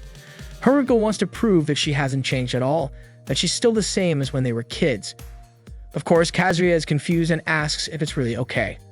Haruka reassures him again. Kazuya nods, gathers his courage, and slowly moves his hand toward Haruka's chest. He touches it. Kazuya steps back when Haruka makes a sound, afraid he was too rough, but Haruka dismisses it and says she's fine. Autumn arrives and the atmosphere is peaceful. The falling leaves add harmony to the scene. Nonoka looks excited as she listens to Haruka tell a story. Kanan and Mai are happily playing and laughing together. Hikari is busy photographing the beautiful autumn scenery. Meanwhile, Kazuya and Haruka are alone on the rooftop, enjoying a meal prepared by Haruka. That night, Haruka calls Kazuya. Haruka says she can't sleep because she keeps thinking about Kazuya. When she closes her eyes, all she can see is Kazuya's face, and she constantly hears his voice in her ears. So Haruka thought that if she could hear Kazuya's voice, maybe she'd be able to sleep. Kazuya understands and tells Haruka she can call him whenever she wants. Haruka is touched and thanks him. Then the school festival day arrives. The students head to school as usual, and so does Kazuya. He feels that photography has truly changed his life. He's become more active than he ever expected. And today, all of his emotions will be poured into this moment. Every photo exhibited at the school festival was taken with all of his skill and dedication. In a room, all the members of the photography club had gathered, along with Haruka, who was also there. Hiromichi then announced the winner of this year's Miss Photogenic contest. Of course, Haruka was confused about what that meant. Hiromichi explained that Haruka had been chosen by the photography club as this year's Miss Photogenic. A black curtain was then pulled back. Behind it was a photo of Haruka taken by Kazuya titled Wish. Haruka thought it was a beautiful title, but she felt a little embarrassed to see such a large picture of herself. Then, all the black curtains were lowered, revealing many more pictures of Haruka on display. Haruka became even more confused. Hiromichi explained that he and all the photography club members had done everything they could to capture Haruka's beauty. All the photos were taken in secret, knowing that Haruka might not want her pictures displayed and would probably refuse the Miss Photogenic title. However, Hiromichi hoped Haruka would accept it. Haruka smiled and nodded. Hiromichi and the other members of the photography club expressed their thanks and felt very grateful for her understanding. Later in class, Kanan, Mai, Nonoka, and the other girls opened a cafe and served visitors while dressed in bunny costumes. Many other students came to see the photography club's exhibition and the photo club's displays. Elsewhere, visitors continued to enjoy the school festival. Eventually, the school festival came to an end. That afternoon, Kazuya and Haruka returned to the playground as they usually did. Haruka seemed to really like the bear statue at the playground, commenting that it had been watching them every day. Kazuya then mentioned that Haruka looked very different now, appearing more feminine. However, Kazuya also said that deep down she hadn't changed at all. Haruka responded by saying that she had worked hard to become more feminine. They both sat on the swings together, watching the sunset. They reflected on how much had happened and how they were now spending time together like they used to. Kazuya got off the swing and confessed that ever since they were children, he had always loved Haruka. He repeatedly told her that he loved her. Haruka's eyes filled with tears at this confession, and she said that she was incredibly happy. Haruka also admitted that she had loved Kazuya ever since they were kids, and now her dream had come true. They hugged each other tightly. Kazuya apologized for making Haruka wait so long, but Haruka told him it didn't matter because now they had finally expressed their feelings to each other. Kazuya admitted that he felt foolish for not being true to himself. Then he asked Haruka for permission to kiss her. Haruka was surprised. Kazuya assured her that he would never leave her again. Haruka said that she wouldn't leave Kazuya either. And then they kissed. A flashback scene occurred showing Kazuya and Haruka as children. Kazuya was trying to coax Haruka out of a bear-shaped playhouse, telling her they needed to go home because it was getting late. However, Haruka refused to leave. She said that Kazuya had many friends, so he wouldn't understand. According to Haruka, Kazuya didn't know what it felt like to be left behind. Kazuya promised that he would always stay with her, even if all his friends left. Haruka asked why he would do that. Kazuya hesitated for a moment before mumbling, "Because I love you." Haruka, still inside the bear-shaped playhouse, couldn't hear what Kazuya said clearly. Then Kazuya shouted, "Because I really like you." Haruka heard his declaration. She came out and asked if Kazuya really loved her. Kazuya confirmed it, saying it over and over again until Haruka believed him and felt incredibly happy. Haruka also told Kazuya that they both must like each other because she loved him too. She thought Kazuya was cool and kind. Kazuya blushed in embarrassment. Kazuya then told Haruka that she should be more feminine, like wearing skirts and growing her hair out. According to Kazuya, if Haruka did that, she would make a lot of friends and feel happier, so she wouldn't feel left behind anymore. Kazuya also told her that she was cute. Hearing this, Haruka's face immediately turned red. She felt very flattered because no one had ever said anything like that to her before. Kazuya thought it made sense since, at the time, Haruka was dressed more like a boy. Haruka then asked Kazuya, "If I wear skirts and grow my hair out, will I be even cuter?" Kazuya nodded, confident that she would be. Haruka added, "So if I become cuter, then you'll want to marry me, right?" She promised to work on being more feminine. Haruka confirmed again, telling Kazuya that if she became cuter, he would have to marry her. Kazuya agreed and said that one day he would marry her. Haruka became really motivated and promised that she would try her best to become cuter. Back in the present, Haruka felt that Kazuya had chosen her over everyone else and tried to save her. And now love had blossomed. As long as they were together, they would always create more love. At that time, Kazuya accidentally ran into Miroto while she was practicing at the swimming pool. Kazuya greeted her, and there was also Miss Momoko, who was swimming as well. Kazuya mentioned that he was looking to take some good photos for this year's exhibition. As she got out of the water, Miroto said that taking photos was fine, but you shouldn't take anything weird. Kazuya was confused by what she meant.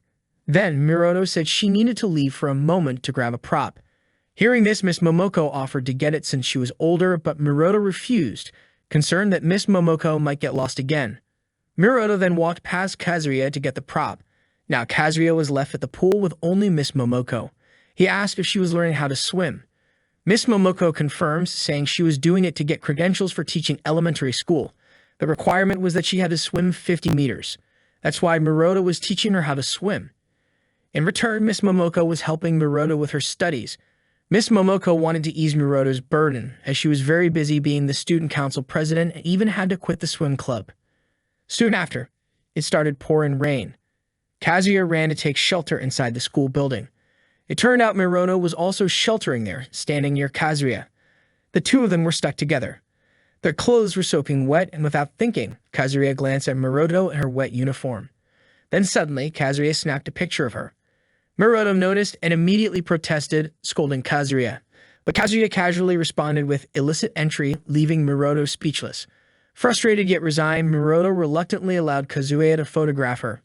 Kazuya then asked her to pose. Of course, Miroto was shocked and reluctant to do it, afraid someone else might see them. But she couldn't do anything about it, so in the end, she posed for Kazuya's camera.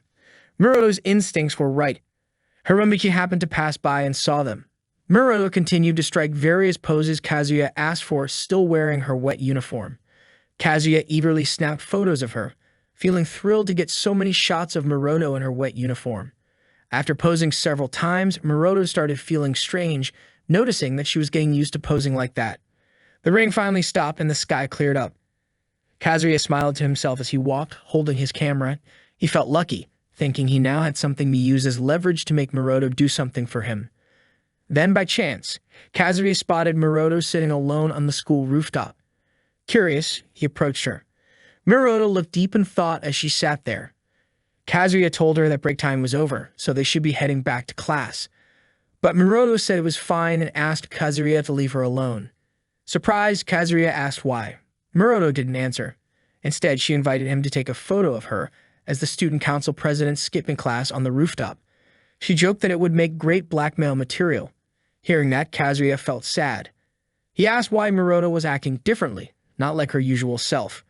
Then, with a bit of anger, Miroto told Kazuya to leave her alone. Kazuya refused to leave, though. Instead, he grabbed Muroto's hand and pulled her along. Muroto was confused about why Kazuya was doing this. They eventually ended up at the back wall of the school. Kazuya told Muroto that her way of skipping class wasn't quite right. Skipping in a place like the rooftop wasn't fun. Muroto was surprised and confused by Kazuya's words. She asked him, "What's the right way?" Kazuya said they should do something more exciting than just an illicit entry. They were going to do an illicit exit. Muroto was shocked. Kazuya then crouched down, offering himself as a step for her to climb over the wall. Still stunned, Muroto felt she couldn't do it. Kazuya then promised that if she skipped with him, he would delete all of the photos of her from their illicit entry. Muroto hesitated, confused about why Kazuya was going so far for her. Kazuya then said that Muroto wasn't acting like herself and he didn't like it. He firmly told her to step on his back again. Muroto, feeling touched and with her eyes lighting up, gathered her courage and decided to go through with it. Nakagawa and Azuma accidentally saw them from a distance. They were stunned for a moment, confused by what Kazuya and Muroto were doing. But then Nakagawa and Azuma decided to follow them. Eventually, Kazuya and Muroto arrived at Game Center. Muroto sighed, feeling like she couldn't believe that as the student council president, she was in such a place because she was ditching class. Kazuya tried to calm her down, saying that they were already there, so they might as well have fun. Kazuya then took a photo of Muroto, which of course made her annoyed. He also asked Muroto to pose, which made her suspicious. She started to wonder if Kazuya would delete the photos from her illicit entry, but still use the illicit exit photos he was taking down to blackmail her. However, Kazuya promised he wouldn't do that and asked Muroto to trust him. Muroto believed him and posed for the photos. Afterward, they tried playing some of the games there, and they both seemed to enjoy themselves. Meanwhile, Nakagawa and Azuma were secretly watching them from the game center.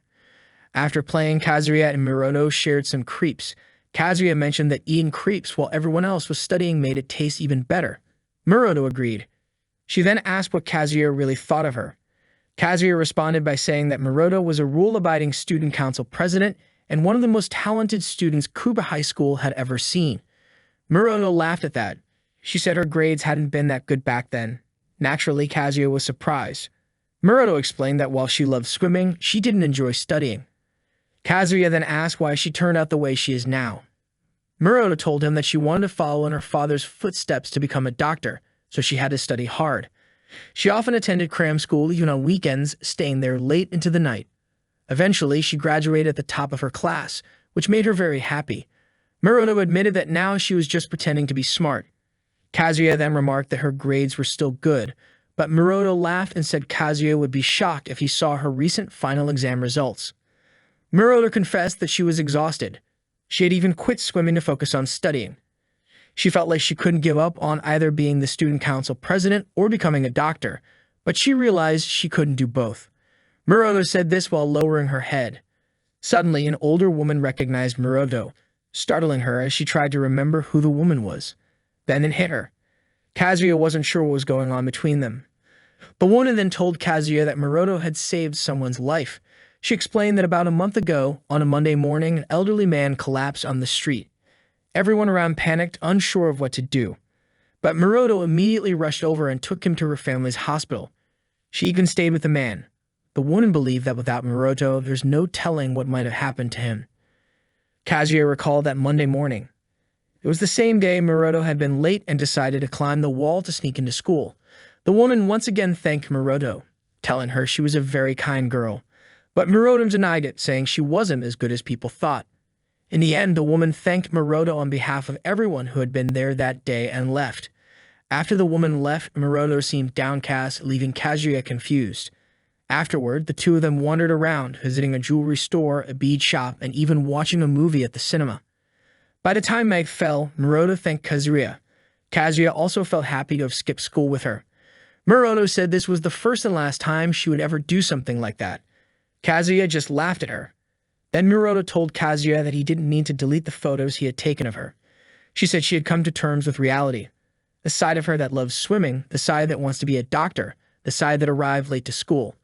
That was her true self. She realized this after having fun with Kazuya, so there was no need to delete the photos. Muroto said goodbye and started walking home. It was then that Kazuya realized the only thing connecting them had disappeared. Kazuya then shouted, calling out to Miroto, who was already a bit far from him. It turned out Kazuya ended up asking her out on a date for the next day. The next morning, Kazuya waited for Miroto while reviewing the photos he had taken with his camera. Before long, Miroto approached him with a sweet smile. The two of them then headed to a large aquarium, walking together before catching the dolphin show. Miroto was thrilled to see the swimming fish, and Kazuya felt the same, that there was something he wanted to photograph. Miroto swimming. Kazuya regretted not being able to take pictures of Miroto when she was still part of the swim club. He would have had plenty of photos of her by now. Embarrassed, Miroto told him that she wouldn't have minded if he had. Hearing that, Kazuya became excited and immediately asked when he could photograph her. Miroto was surprised, and before she could answer, an announcement came on that the dolphin show was about to start. Miroto quickly ran toward it. The dolphin show began, and Kazuya and Miroto sat in the audience. Miroto then shared a story about how she had once been saved by a dolphin. Naturally, Kazuya was shocked to hear this, but Miroto clarified that it wasn't a rescue from drowning. Rather, when she was feeling sad, her father took her to a dolphin show, and she wasn't sad anymore. It was as if her sadness had vanished. She confessed that she started learning how to swim because she wanted to be like the dolphins. Kazuya then asked, "Why didn't you just tell me at the time?" referring to the time Miroto had been late because she helped someone. She didn't have to sneak into school like she did back then. Miroto was confused by the question and only now realized why she hadn't told the truth at the time. Kazuya remained silent, just gazing at her.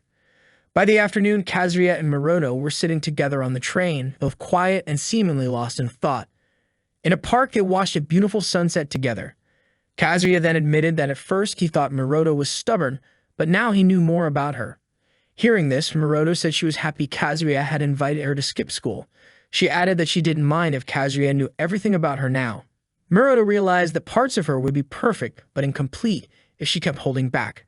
That's why she would face everything from now on. Smiling, she thanked Kazuya for encouraging her. Then Kazuya confessed his feelings to Miroto. Miroto didn't immediately respond to his confession. Instead, she said that from now on, she would be pursuing her dream, a dream she had since she was a child, which was to become a doctor.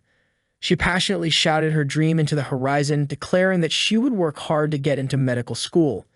Kazuya cheered her on, and Miroto felt happy and lucky because of it. Miroto then approached Kazuya and asked him to hug her. Of course, Kazuya was shocked. He stood frozen, unable to say anything. Miroto explained that when she was a child, dolphins were enough to lift her spirits, but now she wasn't a child anymore. Gathering his courage, Kazuya, with a flushed face, embraced Miroto. At that moment, Kazuya told her again that he loved her. Miroto replied that she loved him too. Kazuya hugged her even tighter and promised to stay with her until she graduated. Whispering, Miroto asked Kazuya to kiss her gently. Kazuya did so, and they shared a tender kiss. Kazuya once again encouraged Miroto, saying he was certain her dream would come true. The next day at school, Kazuya was heading down the stairs when he got a text on his phone. It was from Miroto, asking him to come to the school pool if he wasn't busy. Miroto was already at the pool, practicing her diving skills. When Kazuya arrived, he took pictures of her. He praised Miroto for her perfect dive, and Miroto smiled. She explained that she just wanted to tell Kazuya that she had rejoined the swim club, but Kazuya jokingly said there was no way he could pass up the opportunity to photograph her. Time passed, and Miroto was selected to give the graduation speech at the ceremony. Miroto felt that her hard work had paid off, thanks to Kazuya's unwavering support. That day, Miroto and all the third-year students graduated, including Hiramichi, the photography club president, and Katsumi, a fellow photography club member. Kazuya captured those precious moments with his camera. Seeing him photograph her, Miroto approached Kazuya with tears in her eyes. She felt that Kazuya was the only one who could truly see her for who she was and make her smile. That afternoon, Kazuya was at the school cafeteria during lunch break. He was holding his camera, scanning the surroundings for a good photo opportunity. Accidentally, Kazuya noticed Hikari eating a burger by herself, and he wanted to take a picture of her. Hikari realized that Kazuya was secretly trying to snap a photo of her. She called him out, accusing him of being a stalker. Of course, Kazuya defended himself, saying that Hikari was being too harsh by calling him a stalker. Hikari then asked why he was following her if he wasn't a stalker. Kazuya explained that it was because she made a good photo subject. He then told her that she didn't know how to eat a burger properly. Hikari didn't care, saying that it was because her mouth was small. Kazuya then showed her the correct way to eat a burger by squishing it with his hands. Hikari said that doing so went against her sense of aesthetics. Kazuya teased her, pointing out that she shouldn't say that when she had sauce on her cheek. Kazuya continued, then opened his mouth wide and ate the burger in one bite. Hikari just stared at him in surprise. However, she eventually tried it herself and ate her burger that way. The next day arrived, and the teacher was giving a lesson at the front of the class. Everyone was listening intently except Kazuya, who was pretending to frame the teacher in his hands as if he were photographing her. When the teacher turned around, Kazuya pretended to listen, and his eyes wandered to the window, smiling as he saw Hikari playing catch with other girls. After class ended, Kazuya headed to the shoe locker area, where he ran into Hikari, who was putting her shoes away. Kazuya greeted her, but Hikari seemed busy and ignored him. Kazuya then mentioned that he wanted to take her picture. Surprisingly, Hikari didn't mind. She thought to herself that Kazuya really did love photographing people. Kazuya also knew that Hikari liked taking pictures of everything except people. They then went outside, and Kazuya began snapping photos of Hikari in various poses. Hikari commented that Kazuya should be taking pictures of prettier and cuter people than her. Kazuya replied that wasn't the point of photography and continued taking her pictures. He then said he wanted to capture her smile just once. Hikari firmly refused, saying she didn't want to. Kazuya, confused, asked if she didn't like smiling. As she walked away, Hikari said she also didn't like being photographed. Kazuya could only stand there, watching her leave. Then Nakagawa and Azuma suddenly appeared, teasing Kazuya, saying it looked like he was in big trouble now. Kazuya thought about it and realized they were right. He had never seen Hikari smile. Later on, teacher Momoko thanked Kazuya for helping her take out the trash. Kazuya was surprised, wondering how she had gotten lost again. She only smiled at Kazuya's teasing. When asked, Momoko admitted that she still didn't know the way back, so Kazuya ended up walking her home again. Afterward, in the school garden, Hikari was seen taking pictures of a flower and also of herself. Kazuya, standing behind her, was puzzled because Hikari usually avoided photographing people, but now she was taking pictures of herself. Hikari explained that it was because of what Kazuya had said. It made her curious about how she looked in photos. Hearing that, Kazuya smiled, saying it was a good thing and suggesting that she also try photographing other people like she did earlier. Hikari just responded that she didn't like photographing people. As they walked together, Kazuya became curious and asked why Hikari always talked like that. Hikari explained that whenever she took pictures of someone, they would instantly smile, but those smiles were fake. People would never know if those smiles were truly genuine. Hikari said that she hated seeing fake smiles, which was why she wouldn't smile herself. Kazuya felt sad and confused hearing her explanation. Then Hikari ran off, leaving Kazuya behind.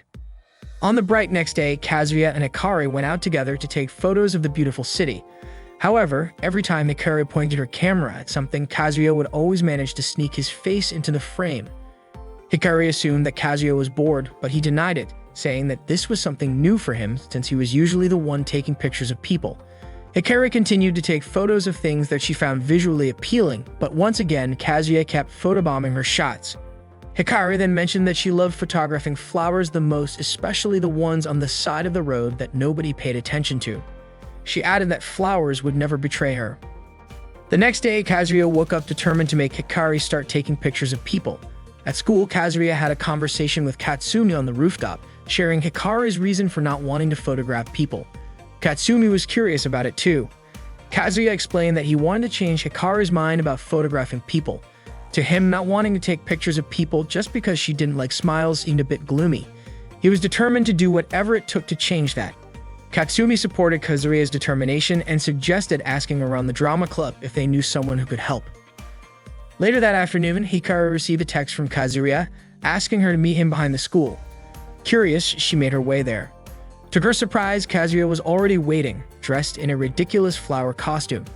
He eagerly offered her the chance to take his photo. Seeing this, Hikari couldn't help but say, "Aren't you stupid or something?" Kazuya responded, saying that if acting silly could lift her spirits, then he didn't mind being called stupid. However, Hikari simply shrugged and walked away. Kazuya, with all sincerity, expressed his wish for Hikari to take pictures of people. He was willing to do anything for that to happen. Despite his earnestness, Hikari remained indifferent and walked off. Time passed, and even though Kazuya had vowed to change her, he was out of ideas. The season shifted from autumn to winter, but Kazuya refused to give up, even though he felt embarrassed about his lack of progress. While walking alone in the shopping district, Kazuya spotted Hikari walking by herself too. He approached her and noticed that she was taking pictures of a stray cat. Kazuya once again tried to get into the frame, but as expected, Hikari frowned at him. Kazuya asked if Hikari liked taking photos of cats too. As she walked away, Hikari replied that she enjoyed the aura that stray cats gave off. Hearing this gave Kazuya an idea.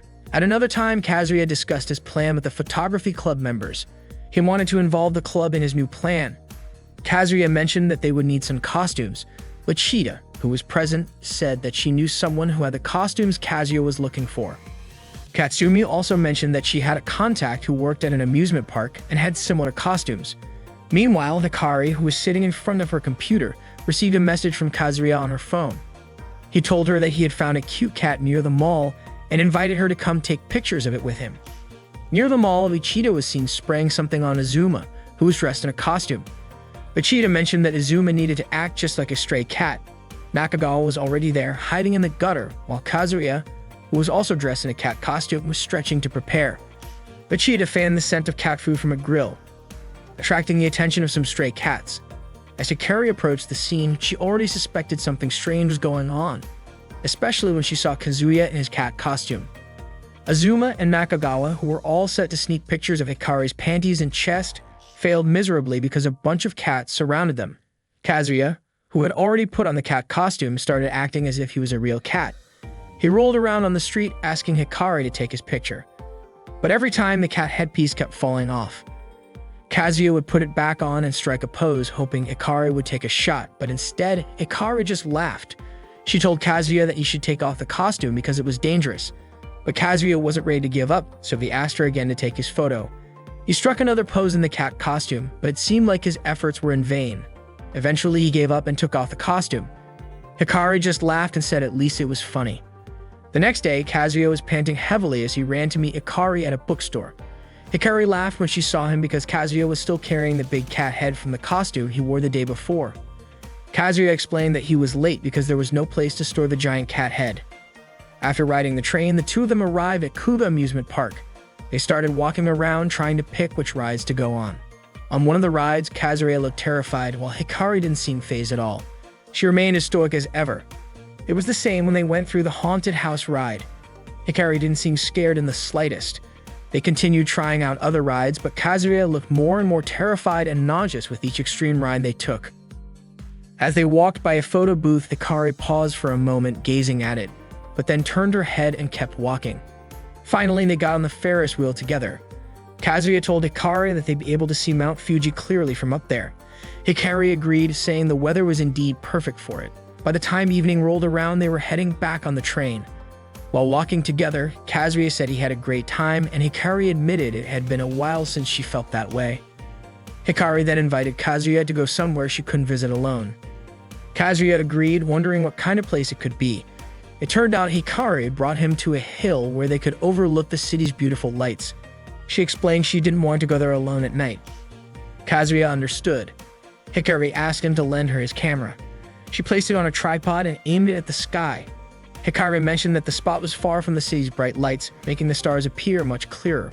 She also asked Kazuya to hold the shutter connected to the camera. They both sat down on a bench and Hikari thanked him for everything. Kazuya responded by saying he didn't really do anything, it was Hikari who won the day. As they gazed at the stars, Hikari admitted that she felt a little scared. She shared that she had a tendency to daydream a lot when she was a kid. She also loved photographing insects and flowers. But since middle school, the other girls in her class started talking to her. She began getting into conversations about fashion and music, but she was never really interested in those things. Hikari started playing around, dressing up, and smiling.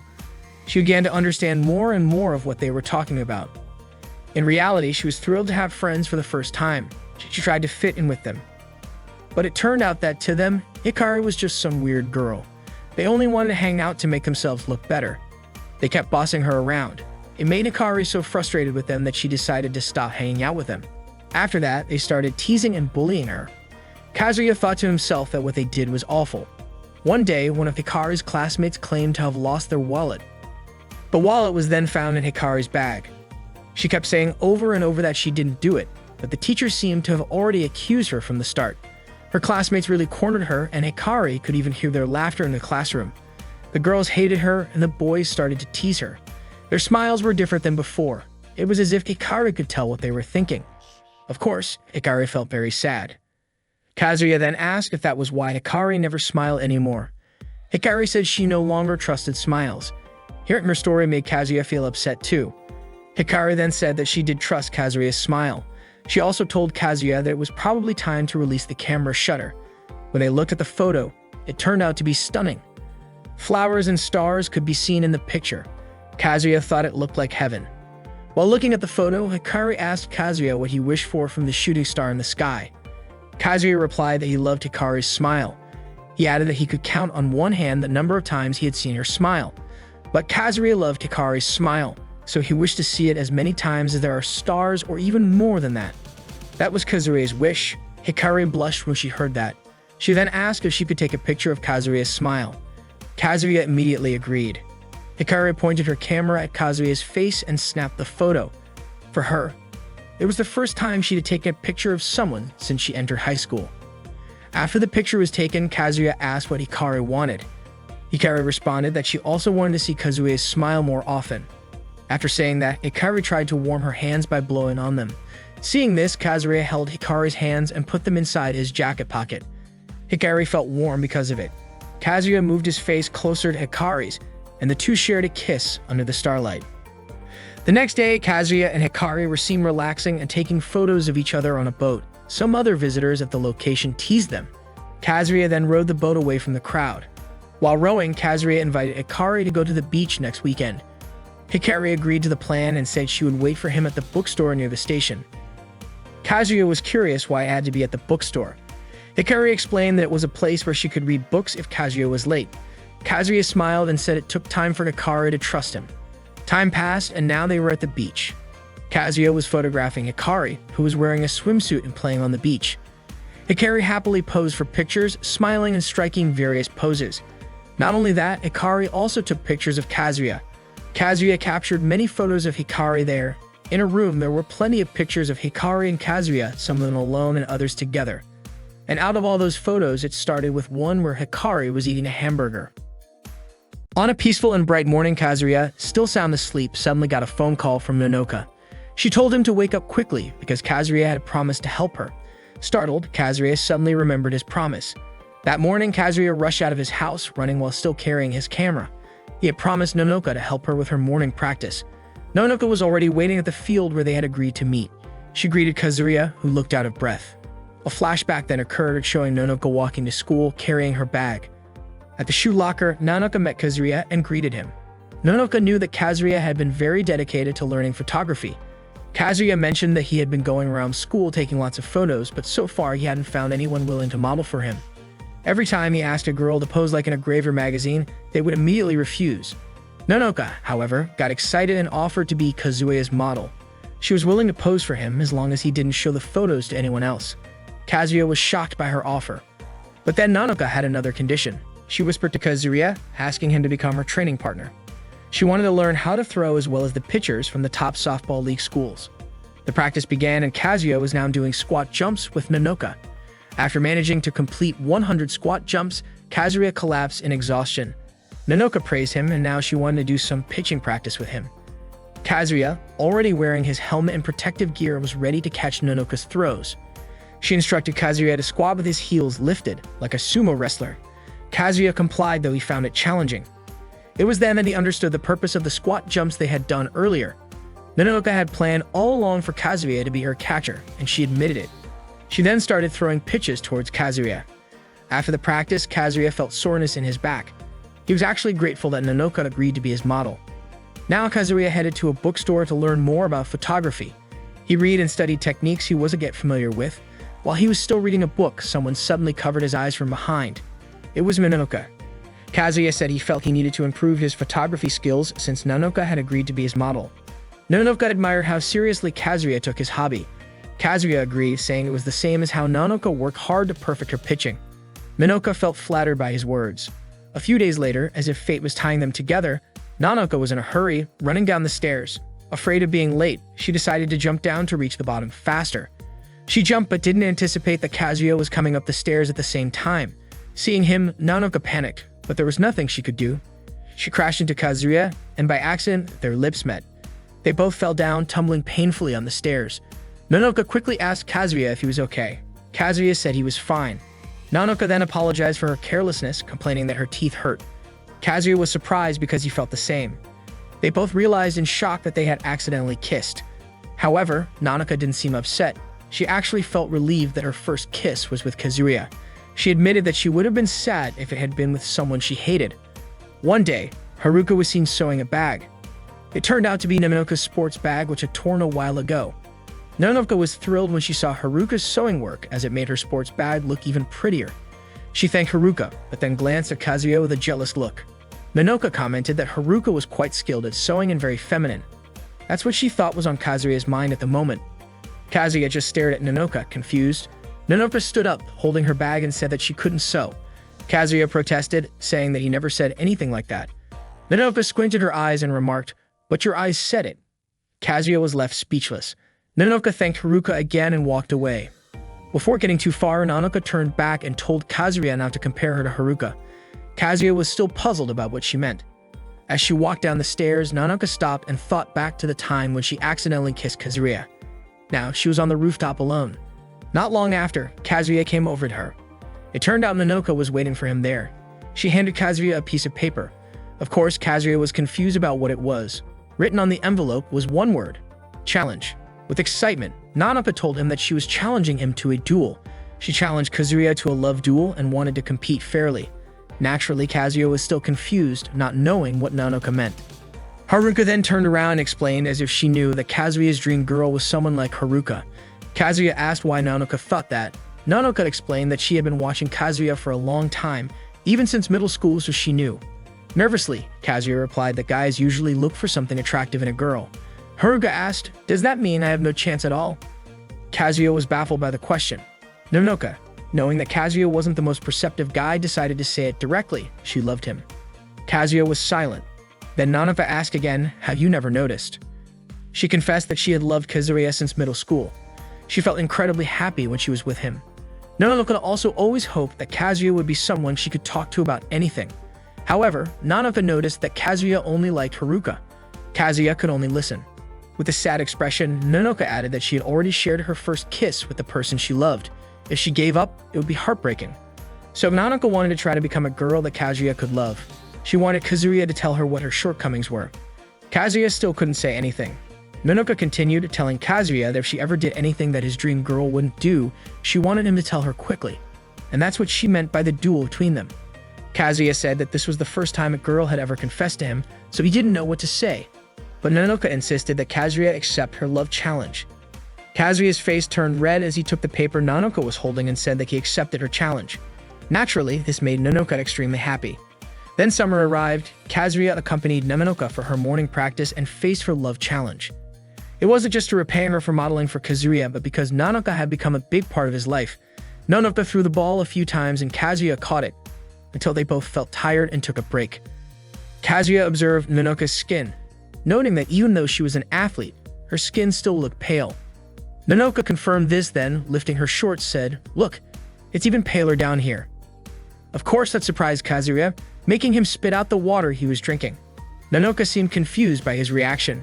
She explained that it shouldn't be such a shock. After all, Kazuya would see her wearing bloomers anyway. Hearing that, Kazuya firmly said that Nanoka wasn't wearing bloomers right now, so wasn't she embarrassed by lifting her shorts like that?